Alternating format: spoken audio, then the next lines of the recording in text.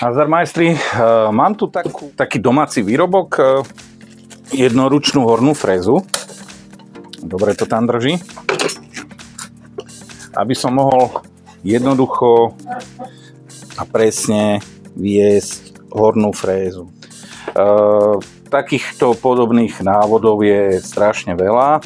Ja som na výrobu použil zostatok z laminátovej podlahy. Je to vyrobené z dvoch kusov, je to zlepené sekundovým lepidlom, je to materiál, ktorý by sme vyhodili a ručka tá je zo starého Seatu z auta, z interiéru, aby sa to dalo nejako ľahšie pridržiavať. Tu je spravená akurát len drážka pre upnutie, aby som si to mohol jednoducho zafixovať o ten materiál.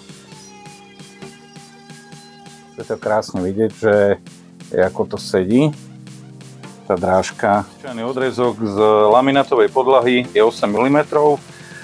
Vyrobil som z toho dva kusy. Tu je vidieť tento prvý, samozrejme hrúbka necelých 8 mm napísal, zaukryl som to. Tu je vidieť, dĺžka je 325 jedna strana, druhá strana je 272.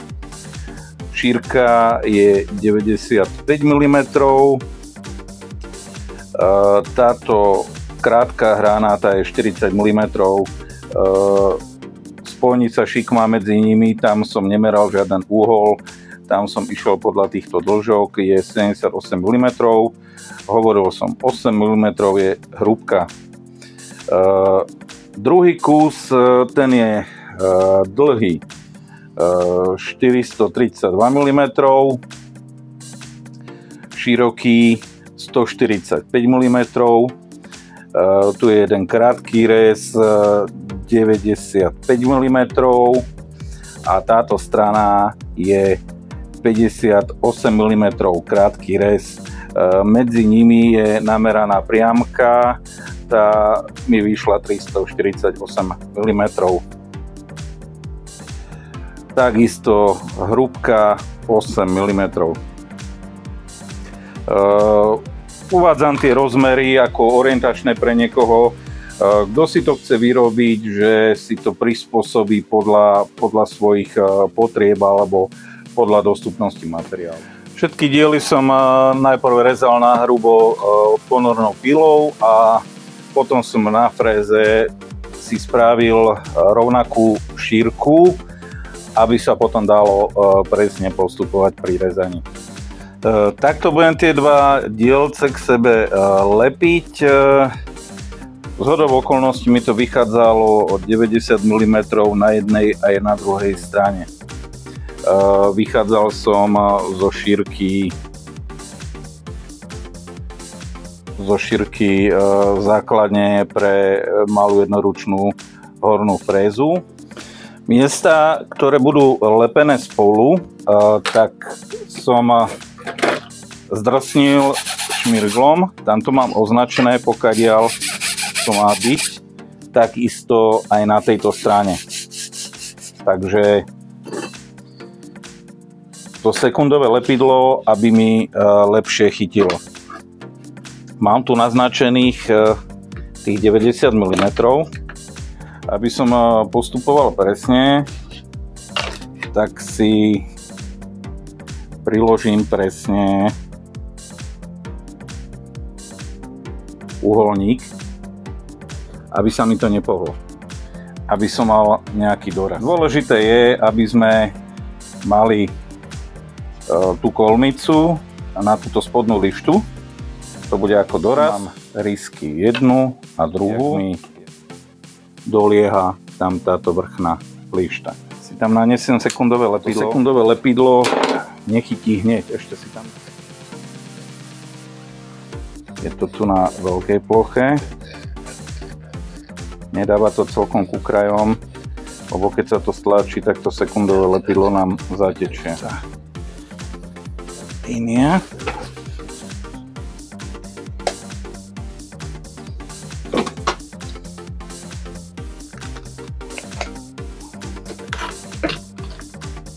sú dva kusy prilepené k sebe sekundovým lepidlom a drží to perfektne. Takže po odobratí všetkých svoriek som zvedavý, ako to tam bude sedieť.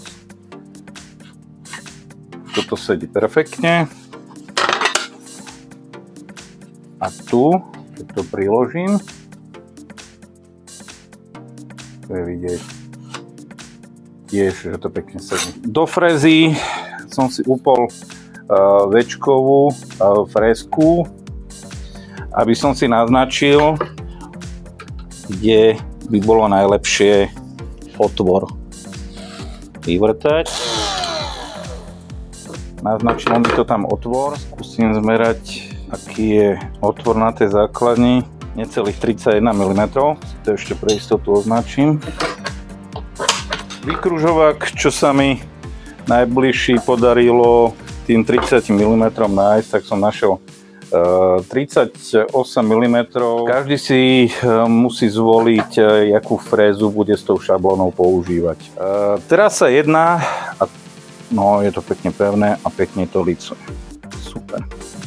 Nechcel som používať túto lištu tenkú, úzkú, aby mi to vlastne nerobilo niečo takéhoto, aby mi to čo najlepšie. Tu sa nám jedná len o to spraviť túto drážku. Mám tam 6 mm frézku. Takže tu je to vidno. Spravila svoju drážku, takže keď aj chceme robiť širšiu drážku, tak stále vidíme, aký je záber tej frézky. Predvrtám si najprv otvor, kde bude tá drážka, aby som si predĺžil tú vzdialenosť pre ten úholník, ktorý chcem, aby bol ako vodiace pravítko pre tú frézu. Tak si prilepím obojstrannou páskou kúsok, aby som zrovnal výšky, aby to bolo v jednej výške. To zarovnám. Mám tam už 8 frézu. Dám si to do pravého uhla a zase si to chytím svorkou.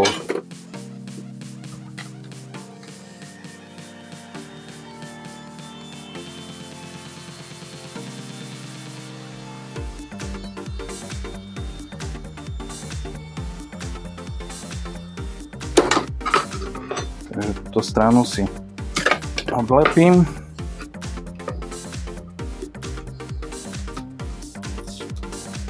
Keď si potrebujem upnúť ten materiál, tak si to pekne takto upnem tú drážku, cez tú drážku. Chcem tam primontovať ešte takúto vodiacú ručku, aby mi to čo najmenej zavadzalo a aby tam bol dostatok priestoru na tú svorku. Toto je ináč ručka zo starého auta, to bolo Seat Ibiza 86 model. Tu je napríklad vidieť aj výhoda týchto adhezných podložiek, ktoré som robil minule, že čo mi tu svorka vyčnieva zo spodu cez ten materiál, tak mám to kde schovať a bez toho, aby som mal narušenú nejakú stabilitu. Ten materiál, ktorý som použil na tej podložky, by to mala byť mikroporezná guma alebo penová guma, sa tiež tomu hovorí. Idem pokračovať v tej drážke.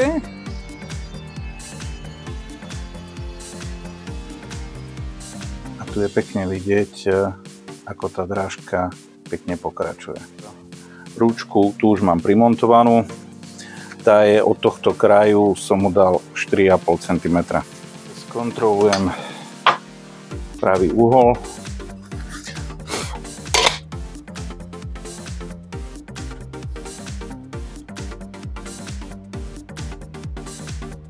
Super. Je to tam vidno? Je.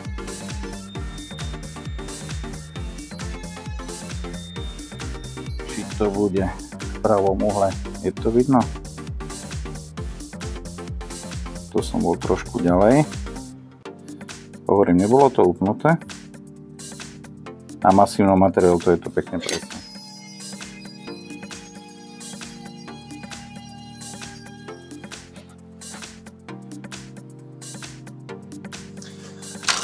Takže majstri,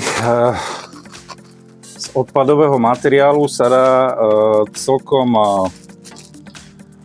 rozumná záležitosť vyrobiť, pomocka. Na tú poisku tam je hrozne málo prístupu, to tam oni celkom dobre nevyriešili. V tomto prípade 2 kusy drevotriesky, teraz som tam pre názornosť vlastne dal aj rozmery týchto 2 kusov a aké tam boli robené rezy, aké dĺžky.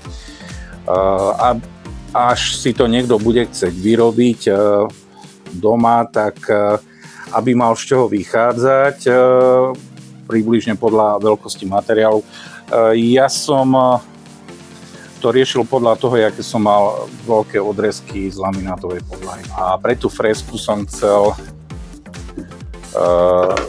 pre tú jednoručnú fresku som chcel urobiť niečo takéhoto na rýchle vedenie na takých väčších kusoch, že čo sa mi už nezmestí na ten môj stolík pre fresku, aj keď potrebujem nejakú širšiu drážku alebo tú širšiu drážku vyrobiť, tak krásne sa to s tým dá.